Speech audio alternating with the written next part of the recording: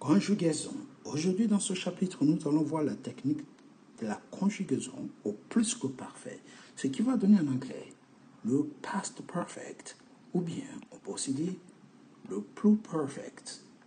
C'est l'équivalent exact du plus que parfait.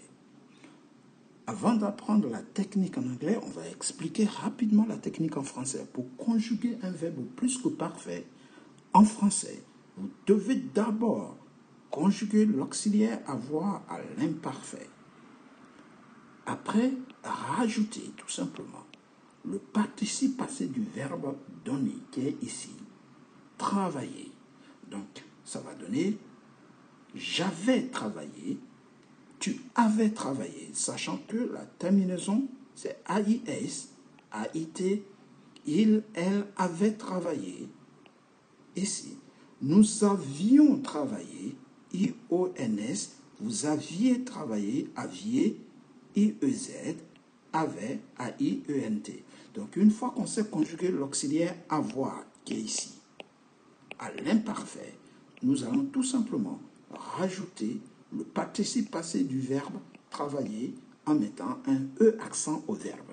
Donc, ça va donner, le verbe travailler, c'est un verbe de premier groupe. Donc, tous les verbes de premier groupe dont leur participe passé avec un E accent qui est ici. Le E accent. Donc, accent aigu, bien sûr. J'avais travaillé. En anglais, ça va donner tout simplement had, have, qui est ici, plus le verbe. Le participe passé des have, ou bien le passé des have, ça donne had. Donc, l'auxiliaire have au passé plus le verbe donne le pluperfect en anglais. Et comme je vous l'ai déjà expliqué, une fois qu'on a le passé du verbe en anglais, on laisse le même, on garde le même verbe du début à la fin. Ce qui fait que, une fois qu'on a trouvé la première personne, c'est comme si on avait trouvé le reste des personnes. Le verbe reste figé du début à la fin. Passons maintenant à la conjugaison. J'avais travaillé, I had worked. Donc, worked, ne dites pas worked, dites worked. C'est pour ça que j'ai mis le T ici, parce que c'est des verbes réguliers qui ont leur terminaison passée en T. Donc, worked. Tu avais travaillé, you had worked. Il avait travaillé, he had worked. Elle avait travaillé, she had worked. Il ou elle pour les animaux et les objets, on dit it. It had worked. Nous avions travaillé. We had worked. Vous aviez travaillé. You had worked. Il au pluriel et elle au pluriel donnent la même chose en anglais. They had worked. Une fois qu'on s'est conjugué, on va rappeler rapidement la petite leçon pour ne plus oublier. Donc, comme je le disais, pour apprendre à conjuguer au plus que parfait, il faut connaître l'imparfait de ces deux auxiliaires en français. L'auxiliaire avoir d'abord, qui va donner j'avais, et ensuite l'auxiliaire être, au cas où le verbe se conjugue avec l'auxiliaire être, qui est était. Mais on verra des exemples de conjugaison avec était, c'est-à-dire avec des verbes avec l'auxiliaire être. On rajoute, une fois qu'on a ces deux auxiliaires, on les conjugue à l'imparfait ici. Et tout simplement, on rajoute le participe passé du verbe donner ici. Et on sait conjuguer au plus que parfait. En anglais, c'est la même chose. Le had, qui est ici, vient du have. L'infinitif de have. Il faut le mettre au passé, qui est had. Et on garde tout simplement. Ça, c'est un verbe régulier. Les verbes réguliers font leur passé en ED. Une fois que vous avez le ED, vous savez automatiquement que le verbe est au passé. Pour les verbes réguliers, on les reconnaît par leur terminaison en ED. On verra tout à l'heure des verbes irréguliers, mais pour l'instant, On reste sur la technique du plus que parfait avec des verbes réguliers. Donc, j'avais appelé, I had called. Donc, ici, la deuxième terminaison, à la place de te, on va mettre de. Parce que ce sont des verbes qui ont réguliers, qui ont leur terminaison en de. Au niveau de la prononciation, on attend de, called. Parce que le L est une lettre faible. Et lorsque vous avez une lettre faible, vous avez des de ou bien des te, comme tout à l'heure, précédemment, te. Il n'y a que deux lettres fortes en anglais qui vont vous donner des sons en id. Lorsque vous les verrez, vous prononcez id. Par exemple, lorsque vous avez un D qui est une lettre forte, la terminaison en ed va donner id. Lorsque vous avez T, par exemple, la terminaison en D, ed va donner id. Donc, on revient rapidement sur notre conjugaison. Tu avais appelé, you had called. On passe à nous avions appelé, we had called. Vous aviez appelé, you had called. Et le pluriel avait appelé, they had called. N'hésitez pas à vous abonner si vous aimez la conjugaison sur cette page. Cette page vous permettra d'être incollable en conjugaison, en français et en anglais. Nous verrons chaque semaine une technique de conjugaison avec un temps donné. Abonnez-vous, likez, partagez. Take it easy, all right? Merci d'avance pour votre sérieux, votre intention et votre écoute. Nous allons continuer nos explications sur cette page. C'est parti. Comment conjuguer au plus que parfait? À quel moment mettons un verbe au plus que parfait? Nous allons vous montrer la technique ici. Pour mettre un verbe au plus que parfait, pour savoir à quel moment il faut le mettre au plus que parfait, il faut tout simplement faire attention au temps des références. Qu'est-ce qu'un temps des références? C'est-à-dire le verbe qui va être mis au plus que parfait doit être suivi d'un passé. Je m'explique. Vous voyez par exemple, lorsque je dis « when I arrived », quand je suis arrivé, when I arrived, everybody had started to work. Tout le monde avait commencé à travailler. Donc, on a une antériorité ici. D'abord, les gens ont fini de travailler. Ensuite, la personne arrive. On est toujours dans le passé.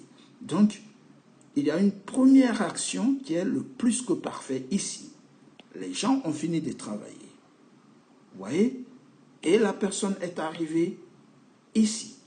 Donc, cette action est la première à avoir été utilisée ou à s'être déroulée avant que cette action ne se déroule ici.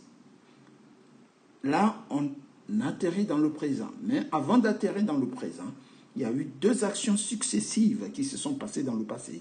La première qui a eu lieu, c'est le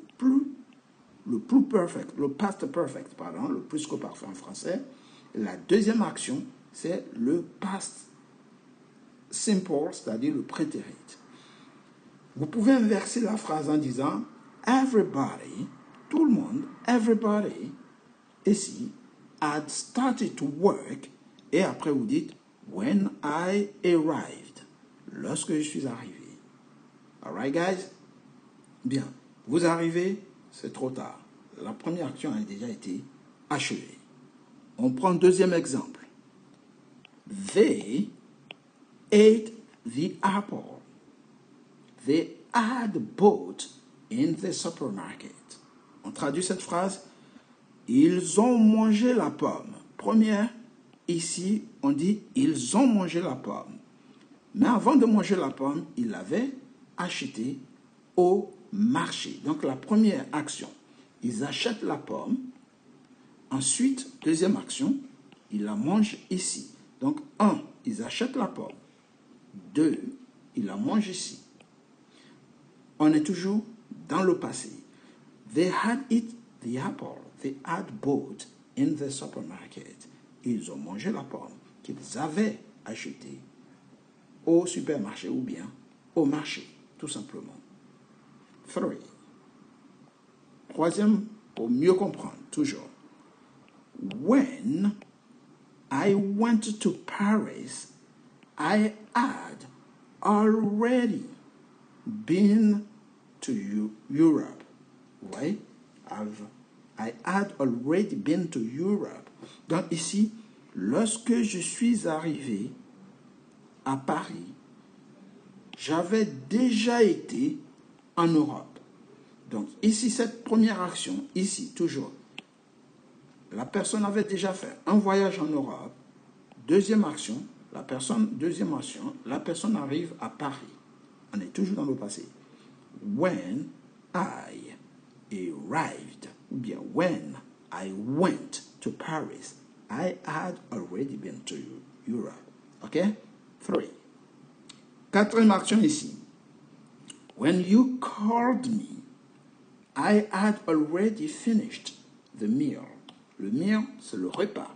Donc, lorsque tu m'as appelé, j'avais déjà fini le repas. Donc, ici, cette action était déjà finie avant que cette action ne commence. Donc, première action, ici. Deuxième action, ici. On finit de manger, on entend le coup de fil. Il faut tout simplement ce qu'on appelle la concordance de temps. D'accord? Il faut que les temps se concordent entre eux. Une première action, plus perfect, c'est-à-dire plus que parfait. Une deuxième action, prétérit. All right. Pour finir, les explications, nous finissons ici. When she arrived, lorsqu'elle est arrivée, they had stolen his car. Lorsqu'elle est arrivée, ils avaient volé sa voiture. Donc, la voiture avait été volée. Ensuite, elle arrive. Donc, elle était volée déjà, la voiture, pardon. All right. Donc, première action, elle est volée. Deuxième action, elle est arrivée. All right, guys? Good. Donc, quelques indicateurs temporels, mais qui ne sont pas vraiment comme les autres indicateurs temporels du futur ou present perfect ou présent continu, mais on peut les retrouver dans les constructions des phrases. She had, ici, already met the boss. Elle avait déjà rencontré le patron. When she arrived. When she arrived. Donc, on va mettre un ED. Lorsqu'elle est arrivée, elle avait déjà rencontré le patron. He said that. Il a dit que. Ici, he said. Donc, on est au prétérit. He had never seen him before he came.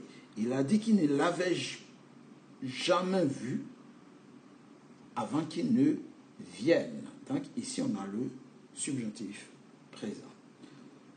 If I had money, donc avec if plus past perfect, il faut mettre ce temps qu'on appelle le conditionnel, passé. All right. I would have a big car. J'aurais eu une grosse voiture. When I arrived, you had just left. Quand je suis arrivé, tu venais juste de partir. Okay? Donc ici, la personne est partie. La personne arrive. All right. Good. Donc toujours, quand on regarde la chronologie des temps, on a d'abord dans le passé cette action, le plus perfect, all right, qui est antérieur au prétérit. On va définir. On revient aux séries de conjugaisons. All right. N'oubliez pas, le past perfect se fait avec le had, qui est le prétérit des have, plus le participe passé. Ce qui veut dire que la conjugaison, pardon, en anglais ne change pas. Elle n'existe pratiquement pas. All right. Il faut juste connaître la première ligne. Il faut juste connaître le participe passé du verbe et tu sais automatiquement conjuguer au past perfect ou au pluperfect. On passe maintenant au verbe de deuxième groupe, le verbe finir. Comment reconnaît-on un verbe de deuxième groupe? Tout simplement, c'est des verbes qui finissent par IR et lorsqu'on les conjugue au présent, je dis bien au présent, tout finit par ils sont, nous finissons, vous finissez, on a ils sont, issez et on a is. Vous voyez? Et c'est comme ça, on reconnaît les verbes de deuxième groupe. Sinon, vous pouvez faire simple, vous les mettez à l'imparfait. Je finissais, on a à l'imparfait, issait. Et à partir de issait, tous les verbes qui font à l'imparfait des issait sont des verbes de deuxième groupe. Attention, premier critère, il faut qu'ils finissent par IR. Et deuxième critère, à l'imparfait, il faut avoir des issait partout. Bien, ceci étant dit, on revient dans notre conjugaison. Plus que parfait, c'est l'auxiliaire avoir ou être à l'imparfait plus participe passé. Le participe passé des verbes de deuxième groupe finissent toujours par I. Tous les verbes de deuxième groupe. Donc ici, j'avais fini, tu avais fini, il avait fini, nous avions fini, vous aviez fini, il avait fini. Il faut connaître les terminaisons de l'imparfait par cœur pour bien les mettre à la fin du verbe avoir, avant de rajouter le participe passé qui est figé avec l'auxiliaire avoir. En anglais, ça donne ceci.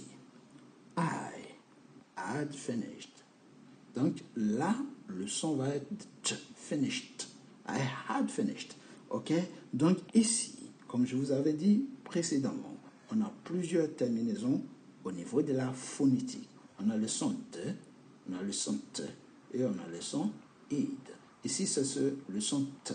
Finished. On dit finished. OK, c'est parti. On a had qu'on va mettre partout, mais le had vient de have. Have, on donne le prétérit toujours et on utilise le prétérit partout. Une fois qu'on a rajouté le participe passé qui ne bouge pas, le prétérit en anglais ne change pas. Il est identique. Donc du coup, le participe passé ici ne changera pas non plus. Donc, had finished partout.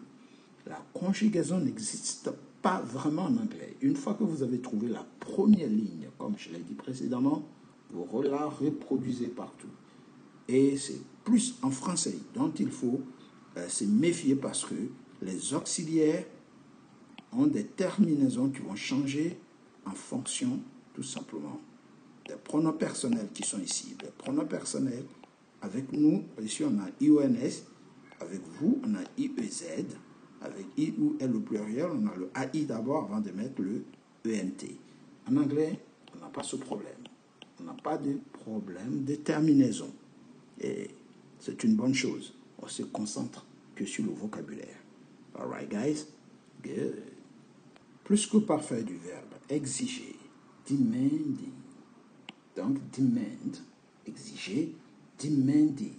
Donc, ça, c'est un verbe dont la prononciation, on attend id à la fin parce que le D est une lettre forte. Et comme je vous ai dit, lorsqu'on a une lettre forte, le id devient, le de, ed devient id. Donc ici, on va dire demanded. I had demanded. J'avais exigé. Tu avais exigé. You are demanded. Et on a demanded partout. On sait conjuguer maintenant. Inutile de répéter les mêmes choses. À l'imparfait, c'est pareil. C'est parti pour le suivant.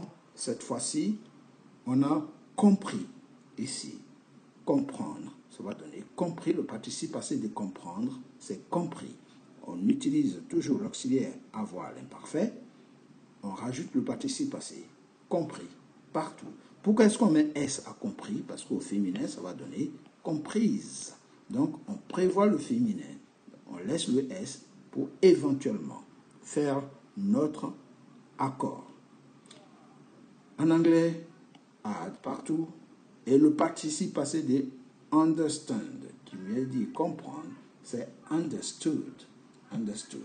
Le prétérit et le participe passé sont identiques. On dit understood, understood.